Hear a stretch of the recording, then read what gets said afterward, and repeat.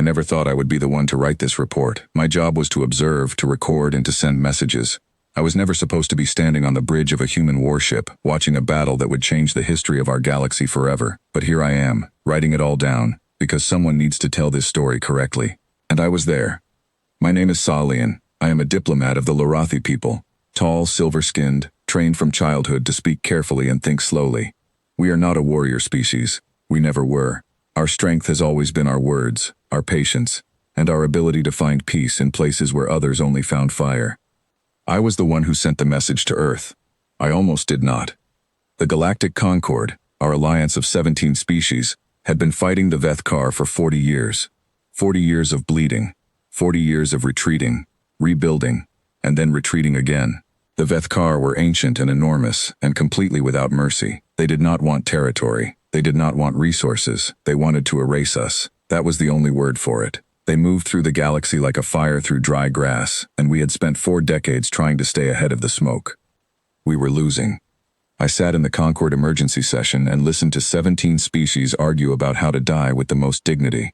The Vethkar Marshal, a creature named Zorith, had deployed a new fleet formation that our best military minds could not crack. Every simulation ended the same way. Every model said the same thing. We had perhaps 2 years before the Concord collapsed entirely. It was my colleague, an old Kreth strategist named Dosul, who first mentioned Earth. There is a species, he said, on the far edge of the outer rim, 40 years old in space. They call themselves humans. The room was quiet for a moment. You want to ask a 40-year-old species for help? Said Admiral Vran of the Shan. They barely have faster-than-light travel. They have something more useful, Dosul said. Read their history. Nobody wanted to read their history. I did. That night, alone in my quarters, I pulled up every file we had on Earth and its people. I read for 6 hours. By the time I finished, I did not feel hope. I felt something stranger, a deep, quiet unease, as if I had opened a door and found something behind it that was smiling at me in the dark. Their history was not the record of a civilization. It was the record of a war. Not one war. 10,000 years of them. Wars over land, over water, over ideas, over invisible lines drawn in the dirt. They had fought each other with sticks, then with steel, then with machines that could flatten cities in seconds. They had invented weapons, and then invented weapons to defeat those weapons, and then invented weapons to defeat those. They had come, more than once, within moments of ending themselves completely. And every single time, they had survived. I sent the message to Earth the next morning. I did not tell the Council. I asked for help. I explained the situation plainly. I said we were running out of options. 3 weeks later, 12 ships dropped out of faster-than-light travel at Concord Station 7. I was standing at the observation window when they arrived. I had expected something modest, something careful. What I saw instead made me take a slow step backward. The ships were dark, not painted dark, built dark, as if they had been designed to swallow light rather than reflect it. They had no ornamentation, no signal flags, no ceremonial markings that every other species used to announce their status and intentions. Their hulls were covered in what I first mistook for damage. When I looked closer through the scope, I realized it was writing. Numbers and symbols scratched directly into the armor plating, tallies. I did not understand what they were counting. I did not ask immediately. Part of me already knew. General Mara Osei came aboard the station alone. She was smaller than I expected. Most humans were smaller than I expected. My people stand nearly 2.5 meters, and even the tallest humans barely reach my chin. She was brown-skinned, with short gray hair and a face that had clearly spent a great deal of time outdoors in difficult conditions. She wore a simple dark uniform, no medals, though I would later learn she had many. She carried no weapon visibly. She walked across the docking bay, and every person she passed went quiet. Not because she said anything, not because she did anything, simply because of the way she moved, like someone who had already decided what was going to happen and was simply waiting for the universe to catch up. She shook my hand. It was a human greeting. Her skin was warm. Her grip was firm. "Show me the maps," she said. We went to the war room. I showed her everything. Every battle, every loss, every simulation. I showed her the new Vethkar formation that had destroyed our last 3 counterattacks. I showed her the shipyard at Velkara, which was the last major military construction facility the Concord still held, and which Zorith's fleet was almost certainly going to target next. She asked questions I had not been asked before. Not about fleet sizes or weapon ranges. She asked about the terrain, about asteroid fields and debris clouds. About how long Vethkar commanders typically waited before committing their reserve forces. About whether the Vethkar ever retreated. Never, I told her. It is against their culture. Retreat is the deepest possible shame. Something moved in her eyes, just for a moment. If I had blinked, I would have missed it. Good, she said. That evening, I was introduced to my liaison assignment. The Concord had requested I stay attached to the human forces as an observer and communications channel. I was not pleased about this. I was a diplomat, not a soldier. But the council needed someone who spoke the humans' language, and I had been the one who invited them, so the responsibility landed on me. The soldier assigned to explain things to me was named Sergeant Hector Vasquez. He was compact and dark-haired and almost never without a small piece of dried meat in his hand, which he ate constantly and called jerky. He found everything slightly funny. He treated the prospect of imminent war with the same relaxed energy that I imagined he brought to a slow afternoon. "You're the one who called us?" he said when we met. I sent the message, yes. He nodded, looking me up and down. "Good call," he said, and put another piece of jerky in his mouth. I watched the humans train that first evening, and I did not sleep afterward. They ran drills in conditions that my medical training told me were at the edge of what organic bodies could survive. Extreme heat cycling, darkness, partial atmosphere, physical exhaustion pushed well past the point where I would have ordered rest. They did not complain. Several of them appeared to enjoy it. There was laughter in the training bay, which I found completely baffling. "Why?" I asked Vasquez. "Why push the body to that point?" He thought about it seriously, which surprised me. I had begun to expect him to joke. "Because you need to know what you're like when everything's going wrong," he said. "If you only train when things are fine, you learn nothing useful. The important stuff, the decisions, the trust, the reflexes, all of that has to work when you're exhausted and scared, and everything hurts. So you practice it that way." It was the most logical thing I had ever heard. I wrote it in my report. I asked General Osei the same question differently, later that night. I asked her why humans had such an unusual relationship with suffering. She was quiet for a moment, looking out at the stars. "We didn't choose it," she said, "but we got a long time to practice it. Our planet was not kind. Our history was not kind. We made a lot of terrible decisions as a species and paid for them in blood, but we kept getting back up." She paused. "You don't get good at falling down without falling down a lot." I had read Earth's history. I understood what she meant. Their species had survived ice ages, plagues, famines, and wars that killed hundreds of millions of people. Each disaster had broken them, and then, impossibly, produced something harder and smarter from the wreckage. "You turned your suffering into a science," I said. "We turned it into a culture," she said, "which is harder to destroy." The first real engagement came 4 days later. A Vethkar raiding fleet, 23 vessels, struck the agricultural world of Tev Voss. The Concord response fleet scrambled in careful formation, exactly as doctrine required. The humans moved differently. They didn't form up, they spread out, each ship taking an independent line toward the battle. And for a moment I genuinely thought something had gone wrong with their communications. Nothing had gone wrong. The Vethkar commander saw what appeared to be a disorganized, scattering enemy, and moved to cut them apart in small groups, exactly the way you destroy a broken formation. He advanced into the gap in the center. That gap was a trap. The human ships converged from 6 directions simultaneously. The Vethkar fleet, which had moved forward to exploit what looked like weakness, suddenly found itself surrounded. In 11 minutes, 6 enemy vessels were disabled and the rest were retreating. Concord forces lost nothing. 11 minutes. I stood on the bridge and watched it happen and could not make myself speak. Vasquez came and stood beside me with his eternal jerky. "How did you plan that?" I finally asked. He shrugged. "We didn't plan that specifically. The general gave us a goal and told us to use our judgment. She gave 12 ships independent authority to improvise in the middle of a battle. Yeah, I thought about what that meant. Every other species in the Concord fought with centralized command, orders flowing from the top down, each ship executing its specific instruction. It was clean. It was predictable. It was also slow, because every unusual situation required a new order from command before anyone could respond. The humans trusted each other to think. Each captain knew the goal. Each captain made their own choices in service of that goal. They were not 12 ships following one mind. They were 12 minds chasing one outcome. I wrote 3 pages of notes that night. Marshal Zorith was not stupid. He had conquered 53 species over 2 centuries. He recognized a new variable when he saw one. Within a week, our intelligence reported that he was recalibrating his strategy. He had identified the human element as the thing that had broken his raiding fleet. He had decided to remove it. He sent everything he had to Velkara.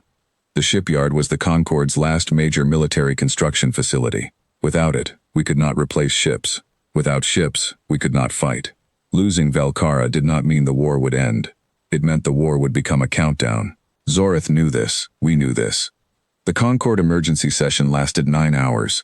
3 species voted to evacuate the shipyard and fall back to a final defensive line. 2 species argued that we should attempt to negotiate, an idea that was quietly dismissed, because the Vethkar had never negotiated with anyone. The rest of the council sat in heavy silence, trying to find an option that did not exist. General Osei sat in the corner of the room and said nothing through all 9 hours. I kept looking at her, trying to read her face. There was nothing to read. She was simply listening, in the careful, patient way that I had noticed she listened to everything, as if the information was being stored somewhere very deep and very organized. When the session finally ran out of ideas, the council chair turned to her. "General," he said, "do you have anything to add?" "We'll hold it," she said. The room was very quiet. "The enemy fleet is 3 times your size," Admiral Vren said. "Yes," said General Osei. She did not say anything else. She stood, nodded once to the council, and left to brief her captains. I followed her. I do not know exactly why. I think I needed to see if she believed what she had just said. She did. I could tell by the way she walked. I watched the human fleet move to intercept Zorith's armada from the observation deck of Concorde Station 7, 12 dark ships against a force of 38. I am not a military person. I do not have any particular capacity for bravery, but I found I could not look away. I had made peace with the possibility of defeat. We Larathi mourn beautifully. We have poems for loss, ceremonies for grief, whole philosophical traditions built around the acceptance of endings. I stood there and tried to find that acceptance, and instead found something unexpected. I did not want them to lose. Not the Concorde, abstractly. Them. Those 12 dark ships and the people inside them who laughed during training and ate dried meat and improvised in the middle of battles. I did not want Osei to lose. I did not want Vasquez to die making jokes in the dark. What I did not expect was for them to win. The Battle of Velkara lasted 4 hours and 41 minutes. I will not try to describe every moment. Others have done that in technical reports. But I will describe what I saw from the station and what it felt like. Zorith brought his fleet in through the main approach lane, confident. There was a debris field in that lane, wreckage from an old battle, floating in a loose cloud. Every fleet before had navigated around it. The humans had been at the station for 3 days before the battle. 3 quiet days where I thought they were resting. They had been working, in the debris field, in the dark, in small maintenance craft, placing charges throughout the densest sections of the wreckage, connecting them to a single trigger that could be activated from the bridge of Osei's flagship. Zorith's fleet entered the approach lane because there was nowhere else to go. The humans had positioned themselves to block every other clean route. It looked like a desperate defensive formation. It was a corridor. 38 ships moved into the debris field, formation tight to maximize firepower. Osei pressed the trigger. What happened next took less than 3 minutes. The debris field became a wall of fire and metal moving at enormous speed in every direction. More than half of Zorith's fleet was disabled or destroyed before a single traditional weapon was fired in anger. The humans then moved forward through the smoke, because they had memorized the safe paths through the field during those 3 quiet days, and engaged the surviving Vethkar ships at close range. Close range is where humans excel. I understand that now. Vasquez led the boarding action personally. He and 40 soldiers in dark armored suits crossed the vacuum between ships on tethers. No shuttle, no docking, just cables and trust, and the absolute refusal to be anywhere other than exactly where they needed to be. They burned through the hull of Zorith's flagship and fought their way through corridors built for a species that stood 3 meters tall, in zero gravity, in the dark, because someone had thought to cut the flagship's power before they boarded. They won. I was the one who went to receive the surrender. Zorith was sitting in his command chair when I entered his bridge. The lights had been restored. He was enormous, more than 3 meters of ancient armored conqueror, with 4 upper limbs and eyes that had watched 50 species break before him. His armor was cracked, his fleet was gone, and he was looking at me with an expression I had never seen on a Vethkar face. Confusion. "What are they?" he asked. His voice was steady. He was not afraid, not exactly. He was genuinely, honestly baffled. "We have fought everyone. We have never encountered this." "What are they?" I told him I would ask. That evening, when the last of the Vethkar survivors had been secured and the station was quiet, I found General Osei alone at a small table in the operations room. She had a single sheet of names in front of her. She was reading it slowly, one name at a time, pausing at each one. 7 humans had died in the battle. She was reading their names. I waited until she had finished. She put the sheet down. She looked up at me. I told her what Zoreth had asked. She was quiet for a long moment. "Tell him," she said, "that we are what happens when a species spends 10,000 years trying to destroy itself and fails. We got very good at both sides of the equation." I wrote it down. I wrote it down twice. I told her that the Concord Council would want to know what came next, whether the humans would stay, whether they would help us rebuild, whether they would continue to fight. She said she would need to consult with Earth's government, but that she personally saw no reason to stop now. She said it the same way she said everything, without drama, without performance, like a fact that had always been true and simply needed to be stated. "You came when we called," I said. "You did not have to." "No," she agreed. "Why did you?" She picked up the sheet of names again, folded it carefully, and put it in her pocket. "Because you asked," she said, "and because it was the right thing to do. We've known about the Vethkar for years. We were watching. We were waiting to see if you needed us." A small pause. "You needed us." I found Vasquez on the observation deck later that night. He was eating the last of his jerky and looking at the stars. He offered me a piece. I declined.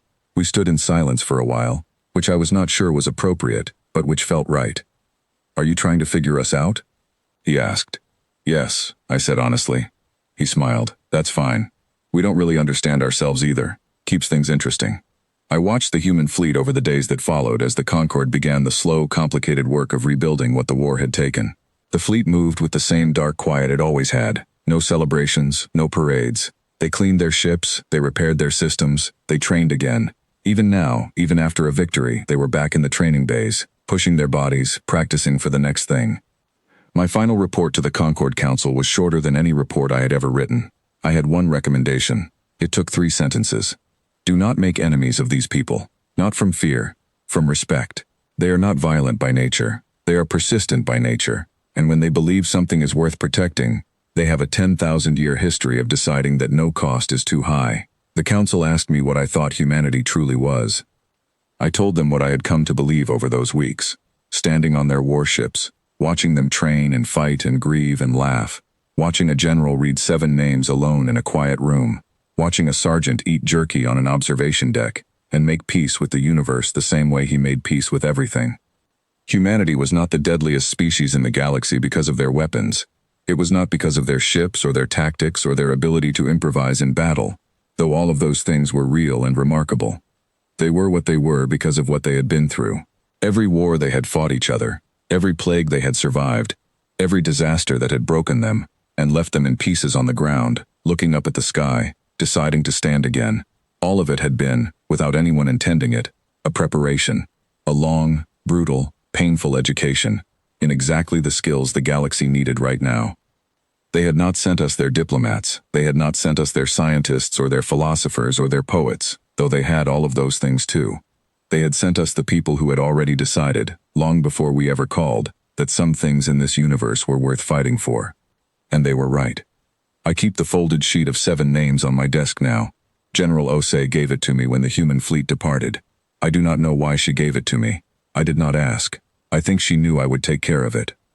I read those names sometimes, in the quiet, when I am writing my reports and the galaxy feels very large and very uncertain. 7 humans who crossed the dark in ships that swallowed light, who fought in corridors built for creatures twice their size, who died so that the rest of us could have a little more time.